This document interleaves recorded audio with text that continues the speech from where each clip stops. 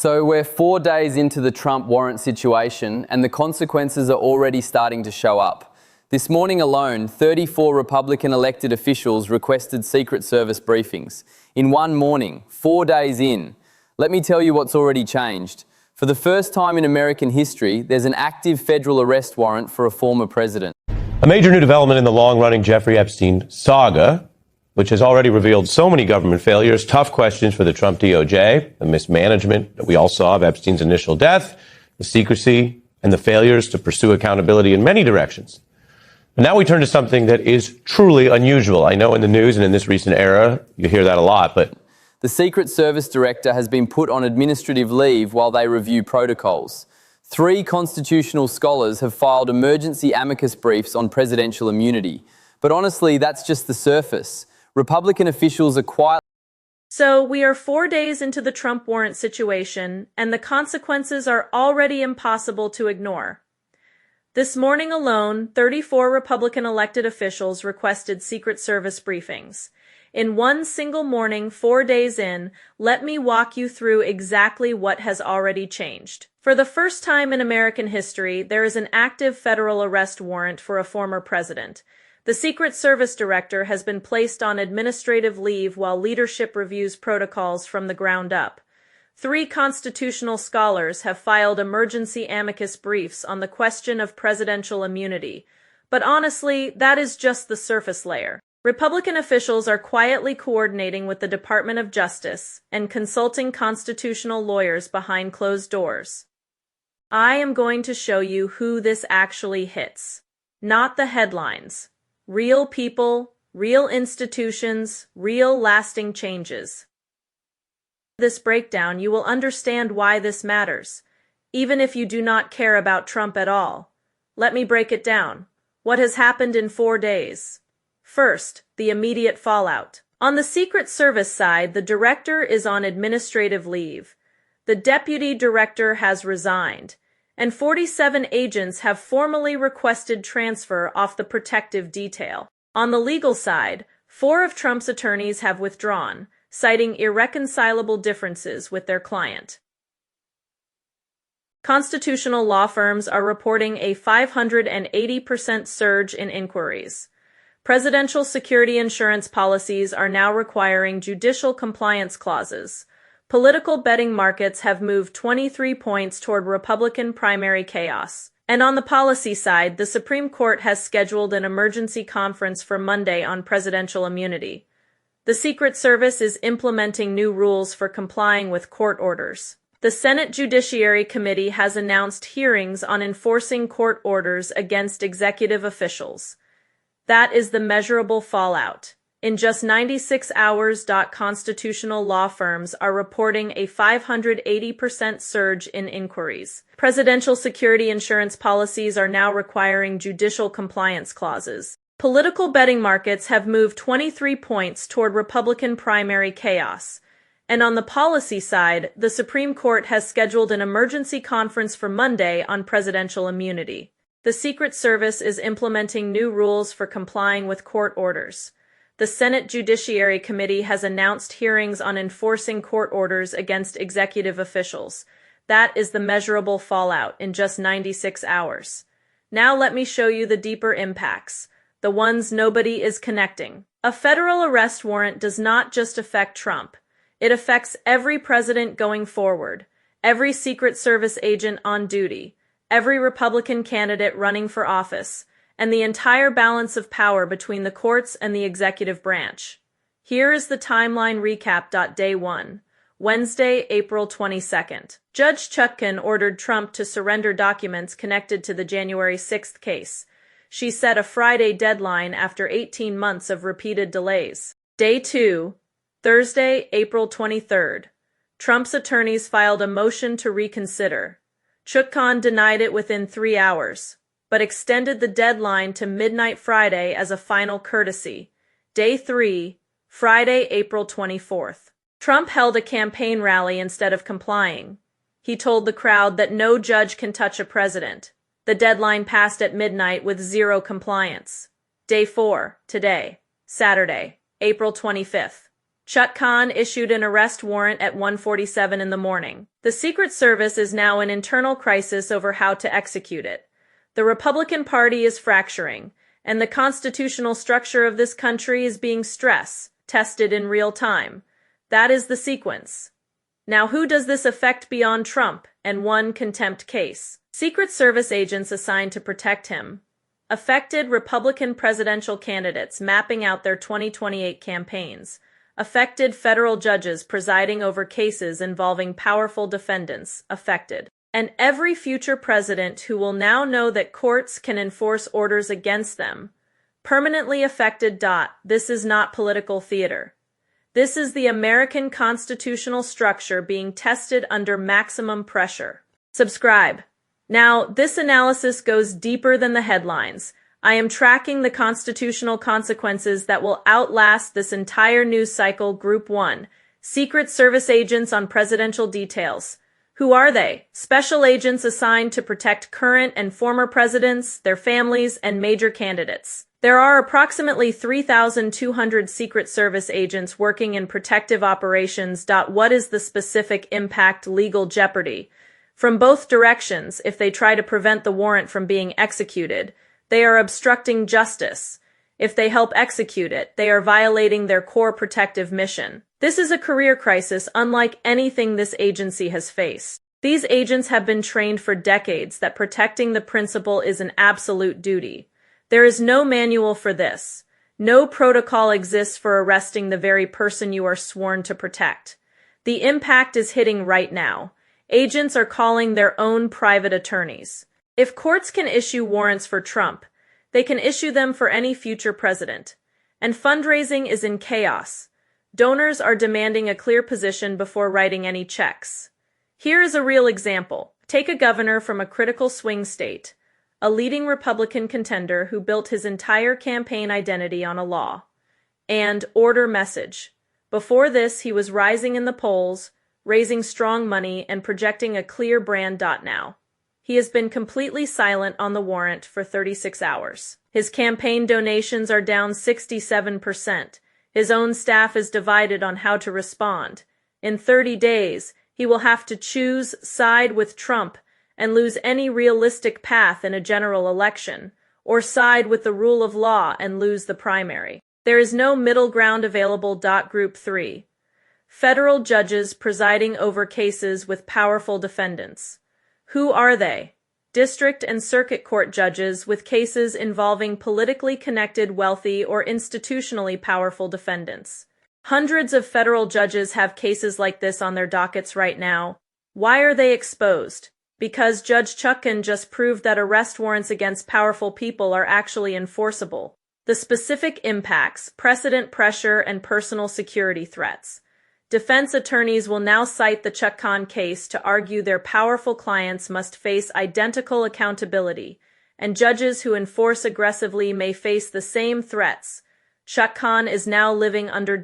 Here is a real example. A federal judge in the Southern District of New York has a case against a billionaire CEO who has now ignored 5 separate court orders. Before this, she issued orders. The defendant ignored them, and she reluctantly accepted excuses to avoid full confrontation. Now, the defense bar has filed a motion directly citing the Chuck Khan warrant. If Trump has to comply, they argue so does their client. In 30 days, she will either issue a warrant and become a target, or back down and permanently lose all credibility in that courthouse. So now you see who this hits. If you are finding this breakdown useful, remember, this goes far beyond Trump. This is about power, precedent, and accountability at every level of American governance. Let me walk you through the 3 big permanent changes. Change 1. Presidential immunity has real limits. Now, what was assumed before? Presidential immunity was treated as extending indefinitely for former presidents.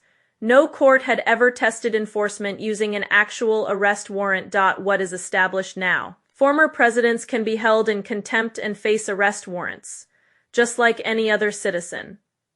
Why will this not be reversed? Because Chuck Khan's warrant is now in federal court records. A future former president faces a court order. Before this, he could delay indefinitely, assuming immunity would protect him.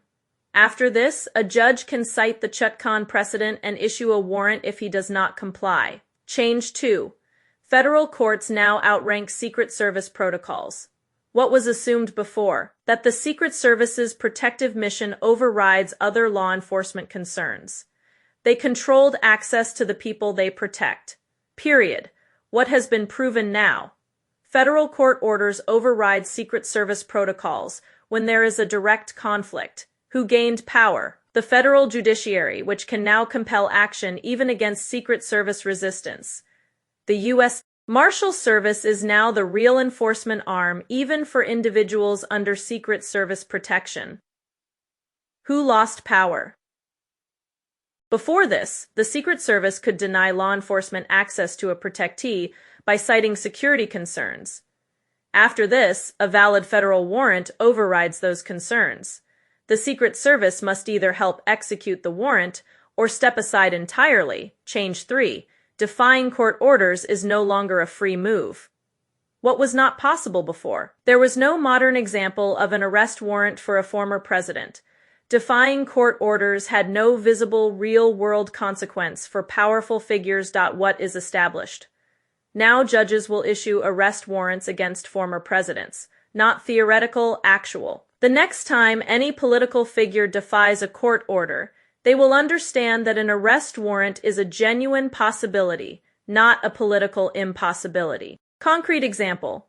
A powerful politician faces an unfavorable ruling and thinks about ignoring it. Before this, he calculated that the judge would never actually enforce against someone at his level. After this, he sees the Trump warrant precedent. His calculation changes completely. Compliance becomes rational because enforcement has been proven real. These are not temporary overreactions. These are permanent changes to how America governs itself. The relationship between the courts and executive power has fundamentally shifted. For 250 years, we operated under the assumption that presidential power included practical immunity from judicial enforcement. That assumption died at 1:47 a.m. on April 25, 2026. Every president from this day forward now knows that courts can enforce orders against them using arrest warrants. That is not hyperbole. That is a new constitutional reality. Secondary consequences.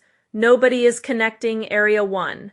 State-level prosecutions of federal officials. State attorneys general now see a federal precedent for aggressively enforcing against powerful officials. The New York AG has announced a renewed push to enforce the civil fraud judgment against Trump. Secondary consequences. Nobody is connecting. Area 1. State-level prosecutions of federal officials. State attorneys general now see a federal precedent for aggressively enforcing against powerful officials. The New York AG has announced a renewed push to enforce the civil fraud judgment against Trump, citing the federal warrant. Georgia prosecutors have requested an expedited hearing on Trump's compliance with discovery orders. Area 2. Presidential campaign security logistics. Private security firms are reporting a 340% surge in inquiries from campaigns that want protection without any federal legal exposure. Area 3. Judicial nomination politics. Republican senators now face impossible confirmation votes. Any nominee who supports the Chutkan precedent loses base support. Any nominee who opposes it looks like they are rejecting the rule of law. 3 pending circuit court nominations were withdrawn this morning. Nominees said the political climate makes confirmation impossible. The Senate Judiciary Committee has postponed all nomination hearings indefinitely. The ripples keep spreading. 5 degrees of separation from one document dispute in one judge's courtroom, now affecting the executive branch's protective operations, presidential campaign logistics, judicial confirmation politics, state, federal prosecutorial coordination, and private security markets. And we are only 96 hours in. How institutions are adapting. The Secret Service created a judicial liaison office within 18 hours. Its only job: coordinate protective operations with federal court orders. Agents must now report any court orders involving their protectees within 2 hours. Legal counsel has been assigned to every protective detail. Why did they move so fast? because the director's career ended over this. The agency is protecting itself. The internal memo went out at 3:47 a.m. Saturday. Judicial orders take precedence over protective protocols when lawfully issued by a competent court. That is a complete reversal of a 60-year doctrine, issued in 3 hours. The RNC is trying to distance itself from Trump personally, while still defending the concept of presidential immunity. Their calculation: keep Trump's voters while protecting down-ballot candidates from warrant fallout. It will not work. The Trump base reads any distance as betrayal. Moderates read any immunity defense as lawlessness. The RNC is trapped. The federal judiciary is coordinating through the Judicial Conference. Emergency guidance has gone to all judges. The Chutkan precedent does not force every judge to issue warrants against every non-compliant defendant, but it establishes that such warrants are within judicial authority when appropriate. 3 angles nobody is reporting. Missing angle 1. Future presidents will govern differently. If presidents know they face real legal consequences after leaving office, they will either govern more cautiously or more desperately. A future president facing a legally questionable decision now knows the Chutkan precedent means real post-presidential accountability. Either he does not act governance paralysis, or he goes all in on staying in power. That is an authoritarian incentive built directly into the new legal reality. Missing angle 2. Secret Service careers are becoming impossible. Senior agents eligible for retirement are accelerating their exits. 17 submitted paperwork this week alone. The agency is hemorrhaging decades of institutional knowledge because the protective mission has become a legally impossible job. Nobody is covering this because it does not fit the rule of law wins narrative. Missing angle 3. The question nobody is asking. The public debate is, should Trump be above the law? The real question is, can we have effective presidents if they are not at least partially above the law? Lincoln suspended habeas corpus. That was arguably illegal, but arguably necessary to save the Union. Under the Chutkan precedent, a future Lincoln faces an arrest warrant from a federal judge. The result is either no bold presidential action in a genuine national crisis, or a president who simply ignores the courts entirely. A victory for the rule of law might actually produce either an ungovernable presidency or an authoritarian incentive. Nobody is talking about this. 3 scenarios. Scenario: a constitutional clarity. The Supreme Court takes the emergency appeal and establishes a clear framework, a workable doctrine balancing accountability with presidential function. Probability 20%, requires institutional trust that no longer exists. Scenario B: the warrant stays active for weeks. The Secret Service and U.S. Marshals negotiate voluntary surrender terms.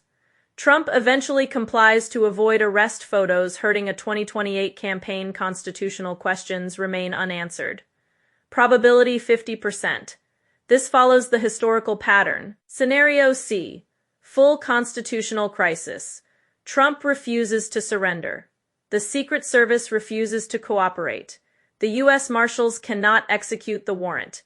Competing court orders produce a constitutional deadlock with no resolution mechanism. Probability 30%. The political incentives for defiance are real. Right now, trajectory points towards scenario B. But if the Supreme Court rules against Trump quickly, that shifts towards scenario C.